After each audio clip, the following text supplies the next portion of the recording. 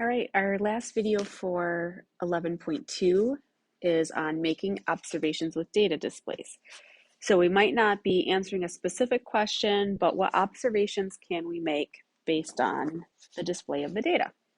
So Nadia collected data from 15 classmates about the average number of text messages they send on school days and the average number of text messages they send on non-school days. Nadia organized her data in the tables below. How can you use a box plot to compare the data that she collected? So we did box plots in our last lesson. So we won't go through taking the time to find the 5-number summary. I'm just going to share that with you so that we can quickly put our box plot together. So for the school days texts, 5-number summary, we have our minimum.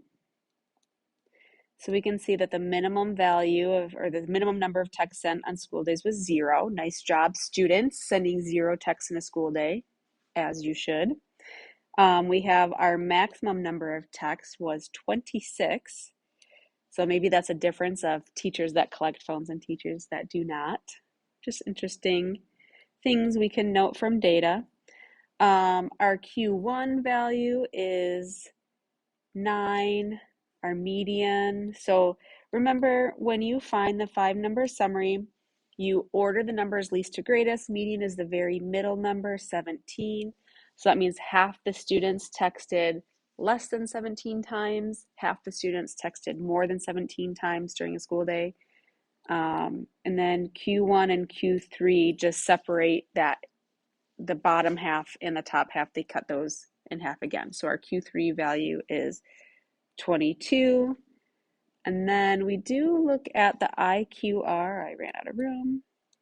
The IQR, the inner quartile range. What is Q3 minus Q1? How long is that box that has a range of 13?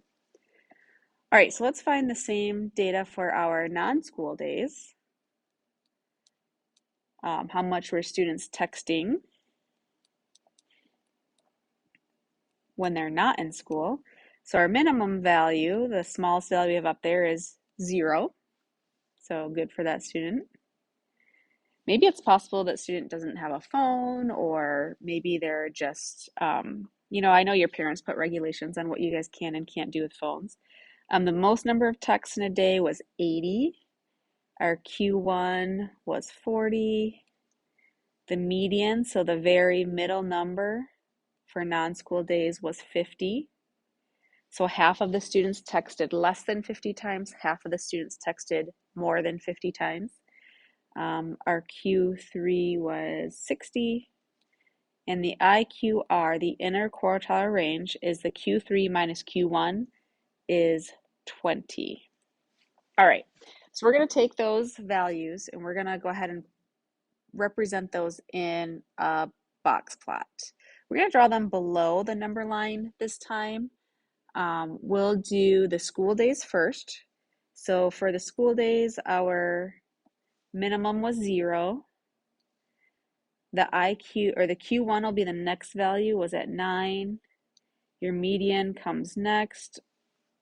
I might cheat a little bit. Oh, that's going to be easier for me to see. Okay.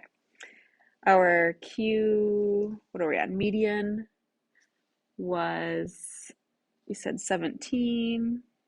So that's going to be there. Q3 was 22. And then the maximum was 26. All right, so remember, we do the box around the middle 3 points. That point, wherever it is inside the box, is your median, and then we've got our whiskers going out on the side. All right, so for the non-school day, so I guess maybe I should label. Well, I'll put the labels at the end. Well, all right. These are the days students are in school and how many texts they're sending.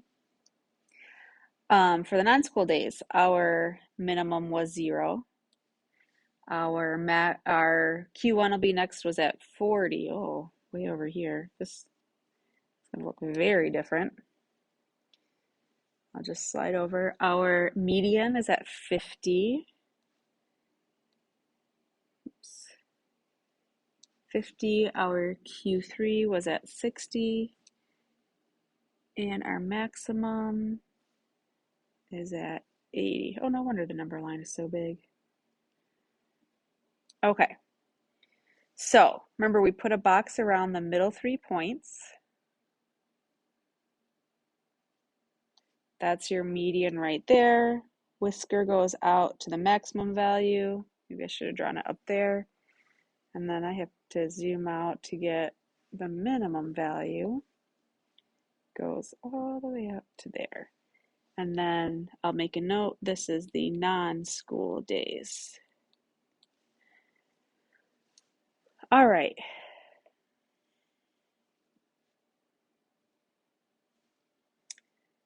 So we created a box plot, great.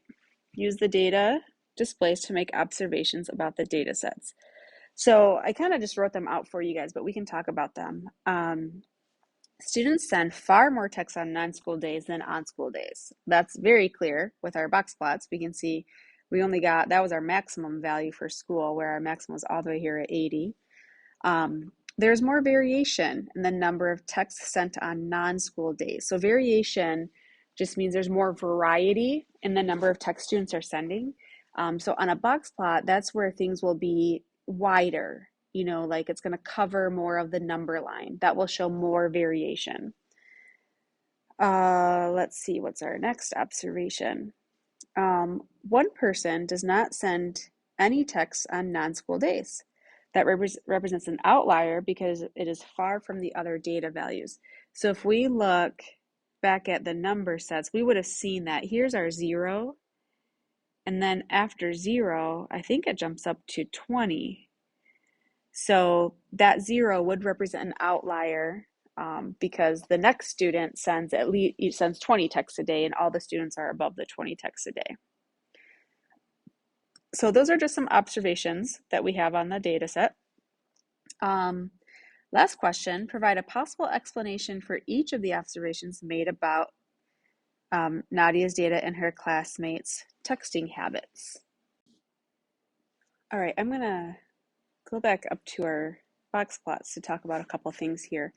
So on school days, half of the students only send between 9 and 22 texts. So what that is telling us is that the box right here, this is half of the students sending between 9 and 22 texts.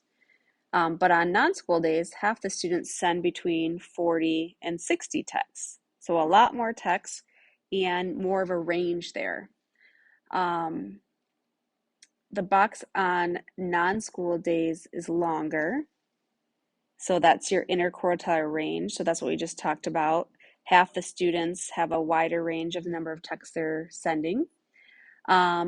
The minimum of each plot is 0. So we had those minimum values that were 0. But on the non-school days, the line from 0 to the box is very long. And so that just tells us that 0 is likely an outlier, which we discussed it was an outlier when we looked at the individual data points. That made sense.